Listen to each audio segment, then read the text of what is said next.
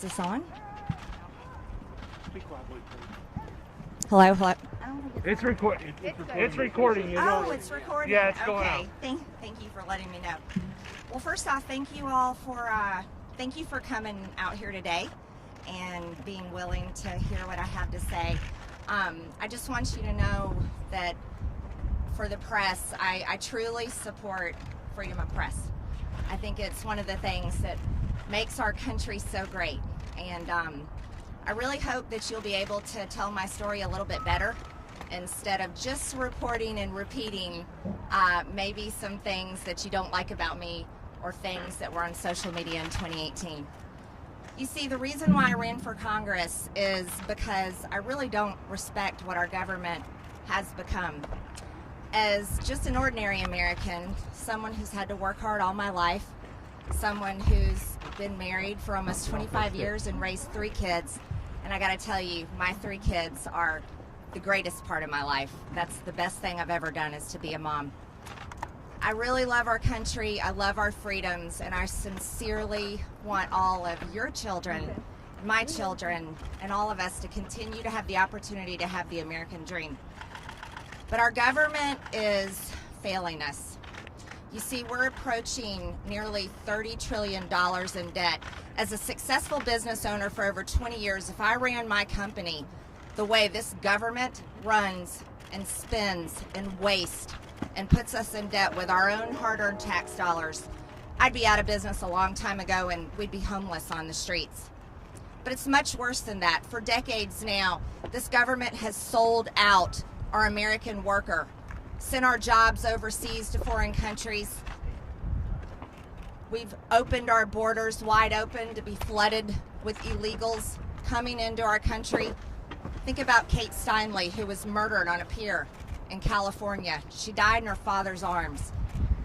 Krisha Odette, her father served our country 4 tours in the Middle East, protecting our freedoms. When he came back home, his daughter was killed by an illegal alien in Texas. These are the things that shouldn't happen, but these are the policies that are allowed and continued. Our country has made it legal and funded with our tax dollars over 62 million abortions, murdering God's creation in the womb. That is a sin, a disgusting evil that is unfathomable. I can't even believe that it continues. But here's the thing, all of these women that have gone through that, it leaves a hole in their soul that never heals. And those women have been taught that this is the way that they should achieve. This is the way they can build a career. This is a way that they can solve the problem that they didn't want in the first place. That's a horrible lie. It's a terrible lie. As a mother and a woman who's had a successful career, I can tell you being a mom is the greatest gift of my life. I really hope that America can end the evil of abortion. I also want you to know that free speech matters. Free speech really matters. And yesterday, when the Democrats and 11 of my Republican colleagues decided to strip me of my committee assignments, Education and Labor, and the Budget Committee, you know what they did? They actually stripped my district of their voice. They stripped my voters of having representation to work for them for the budget. A successful business owner that knows how to make a profit, not a loss. That's what my district voted for me for. I'm a mom with 3 kids who has taken my children to gun-free school zones their entire time they went to school. And when I was in 11th grade at 16 years old, when Joe Biden created gun-free school zones, one of my schoolmates brought 3 guns to school on a school bus in a duffel bag, brought them into the school in the first period class because he was very upset at 2 of his classmates. He pulled out his weapon, went to take control. The coach in the classroom knocked him to the floor, but he was able to reach in and get another one of his guns, fired his weapon, took control of our school, and we were held hostage in our classrooms for 5 hours. I want you to know, I know that fear that David Hogg felt. It's terrifying. It's terrifying when the only person in the building with a gun is very upset and is there to do evil. And there's no good guy with any guns to protect us. That's why when I was in Washington, I could go from Senate office to Senate office, just like David Hogg, and say, vote no to gun control, because we need our Second Amendment rights. We need to be able to protect our children with good guys with guns, just like the people up here protected themselves with 30,000 National Guard troops. Imagine that. They want to leave our children defenseless, but they will surround this place with a big, beautiful border wall and a whole bunch of good guys with guns. See, these are the policies that disgust me. These are the policies that disgust the American people. And these are the policies of hypocrites. You see, when the people in charge want to just spend your money and you have no choice but to give it to them, and believe me, I've been a good taxpayer for years now, and I always will be. And then they want to send our hard-earned dollars over to foreign nations and so-called foreign aid to fund things like border walls and bridges and schools and roads and abortion. That's wrong. Our tax dollars should stay here in America. Our tax dollars should fund our border wall, our bridges, our schools, our roads. They should help our homeless. They should help our people, our forgotten, our orphans, our foster care children. That's what our hard-earned tax dollars should be doing. Not what these people here have been doing for decades. Those that are in charge have been here for decades. Decades. Do you know the average age of retirement? It's around 64, 65 years old in the private sector, but not here in Congress. They cling to power as long as they can because apparently it's addictive and they can't give it up. This is something that I just can't tolerate. I can't take it, and the American people are so sick of it. You see, a record number of Americans voted for President Trump. Record number of Republicans voted for President Trump. Do you want to know why? It's because they loved his policies. They loved his fight. They loved the fact that for once we had a president that stood up for America, stood up for American businesses, and remembered the forgotten man. He was a president that didn't care about your skin color because God created us all equal, and thank God our Constitution affirms that. He was a president that wanted every single person to achieve, and that's why we supported him. That's why I've always supported him. And I want to tell you, Republican voters support him still. The party is his. It doesn't belong to anybody else. This impeachment trial that's going to happen next week is a circus. It's a circus that allows media companies to get lots of clicks, lots of views, and sell ad dollars. And you know what? That's pretty disgusting too. Everyone here knows that he did not cause this attack on the Capitol, nor did I, nor did any Republican, but the responsibility falls squarely on those that invaded the Capitol, the ones that planned it ahead of time. Those are the people that should be held accountable. I was in the chamber, unlike AOC, Representative Ocasio-Cortez, that faked her outrage with another hoax. Just another hoax that gets shared everywhere. You see, those kind of fake lies, like AOC, Representative Cori Bush telling people that I attacked her when in fact it was on video that she attacked me. This is the kind of fake outrage that is dividing our Congress, along with the fake outrage on the news every single day that's dividing our people. You know what the media does, and you guys are great at it. And I'm telling you this because I want to like you. But you're doing a really good job at addicting our nation to hate. Teaching people to hate people like me, President Trump, and then on the right it's the same way. Teaching people to hate AOC, Ilhan Omar, Nancy Pelosi. See, it goes both ways, doesn't it? But teaching people to hate and addicting them to it is killing our country. It's causing people to no longer be friends, families to no longer talk to each other, even husband and wives getting divorced, parents not talking to their children, and the other way around. I think that's terrible, and it's shameful. When you have such a platform as you have, What do you want your legacy to be? Do you want your legacy to be the platform that destroyed our nation and caused our people to hate one another? Or would you rather be a platform that told the truth because you're given the great gift, the freedom of press, so that you can tell the truth? I would love for you to be that platform, and I would be so proud of you. I wouldn't be mad at any of you. I had the greatest opportunity yesterday, and I'm so grateful for it. I got to say what I had done wrong. And do you know how freeing that is? I'm not kidding.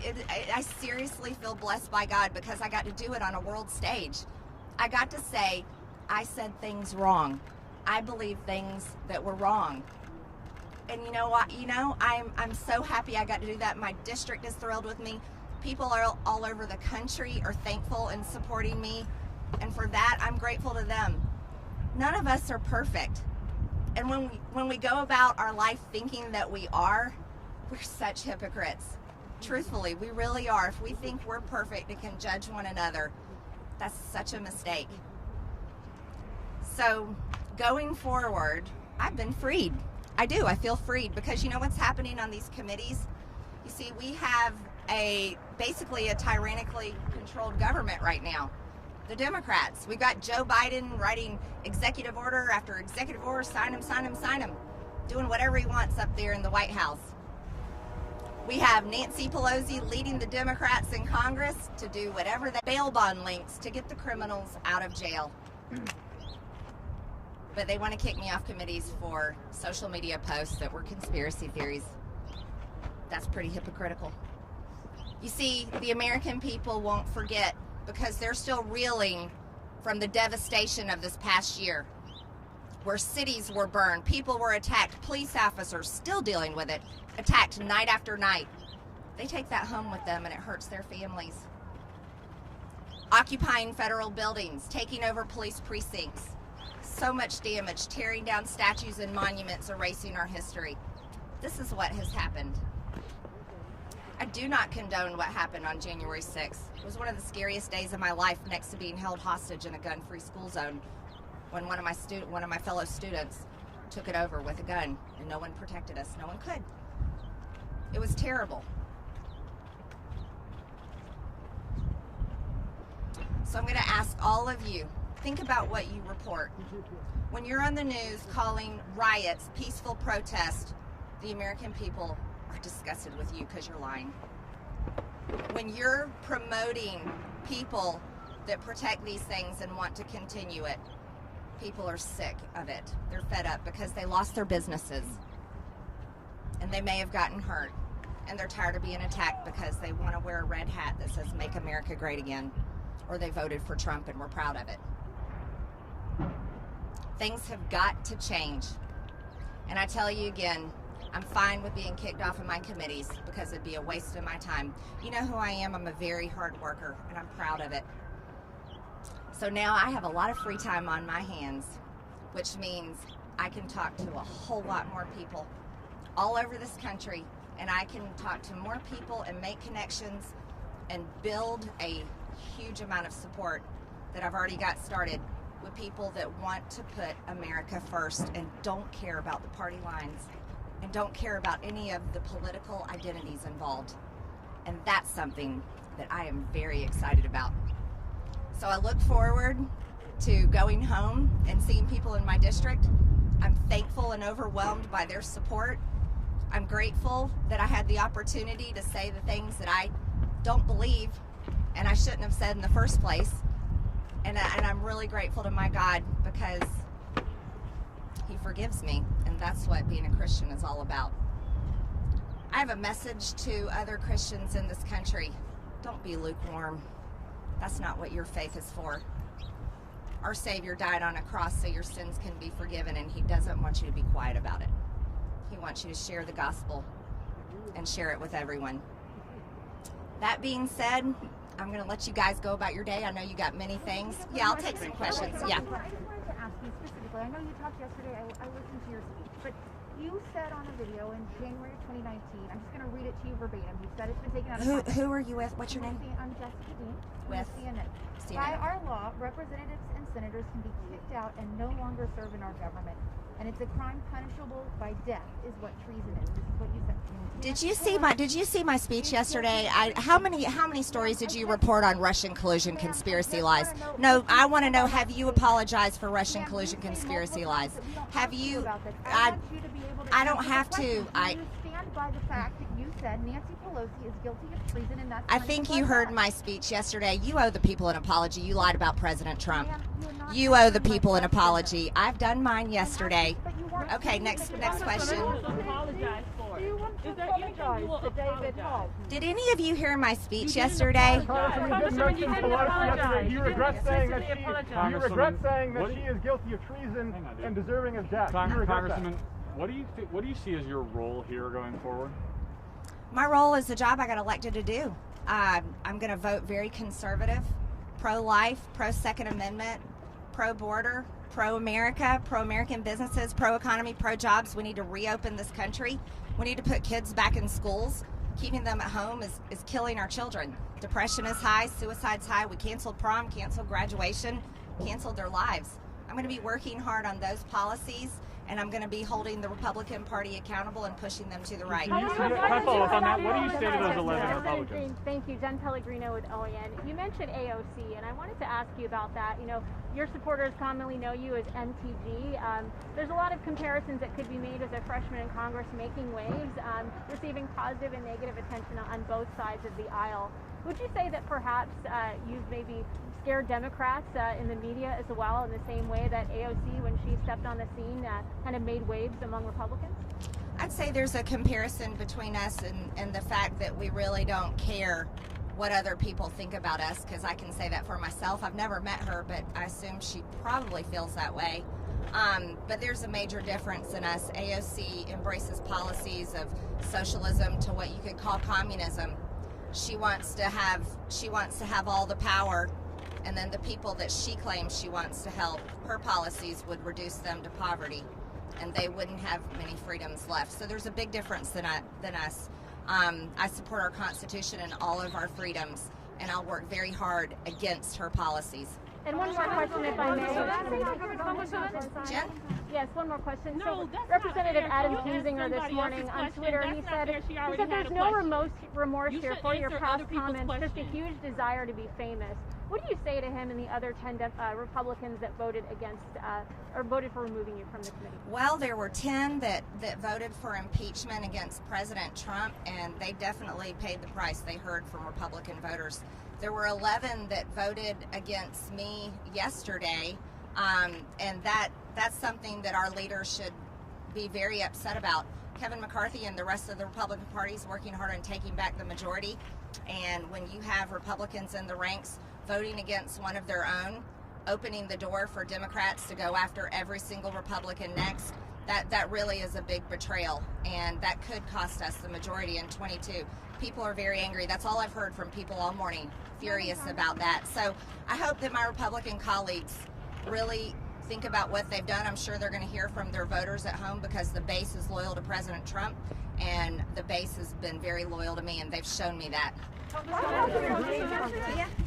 My question is there anything that you have said that you now want to say I'm sorry for? Not just you regret or walk back, but is there anything you are sorry for saying in the past? Oh, of course. I'm sorry for saying all those things that are wrong and offensive. And I sincerely mean that. And I'm happy to say that. I think it's good to say when we've done something wrong. So yeah, that's easy for me. Yes. You publicly apologized yesterday. Congresswoman, are you sorry to David Hogg? What you said to him and about it? David Hogg was an adult when I talked to him. I don't think any of you have realized that. David Hogg was working with the organization they were going around working hard for strict gun control laws. I'm very opposed to those policies. And so being in the same situation as David Hogg, my voice matters too. And so, no, I'm not sorry for telling him he shouldn't push for gun control. What we need to do is we need to protect our children. I think you're expecting. We should protect our children and your baby as well with good guys with guns, and not allow them to be sitting there sitting ducks. Yeah, thank you. You talked earlier about the media teaching people to hate But wasn't it you who liked a page on Facebook, a comment saying Nancy Pelosi should get a bullet to the head? And didn't You know, this you reminds reply me to of when you another- guys would ask President Did you reply Trump, to President another Trump, do Obama you denounce had white said supremacy? And he would sex? say, I denounce it. And then you would ask him again, and he would have to say, You I didn't denounce mention it. those comments yesterday, did you? In your I speech? mentioned, I have You didn't said mention it. those specifically. You know, here's the thing. When you want to keep telling the same story over and over, but you don't want to tell the truth, that's your problem. Those were among the most And that's offensive how we comments end you press made. conferences. Those were among the most Okay. offensive comments you made. President Trump. Coming out.